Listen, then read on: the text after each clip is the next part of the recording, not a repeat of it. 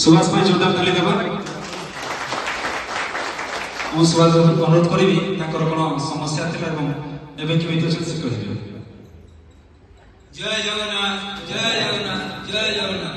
मोर घर झारसुगुड़ा आसिक टाइम में रोचे मोर छुआ एंता हामाई दिला एखन भल होचे कुमार नाच करनी हो दई एखन भल होचे आम जरा के हाथ शांति में छुआ छुआ माता बेरा छन सब हम पूर्वा लागे इना मंदिर सभा लेखन लागे छन दुई लोग लागे छन सुभाष बाबू का जोरदार ताली जाओ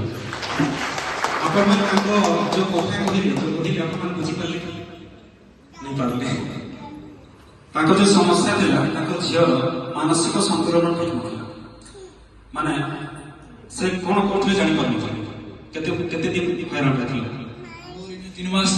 3 मास से मन पूरा हैरान थिले आ पूरा आशा छडी छ केमिति हो बोली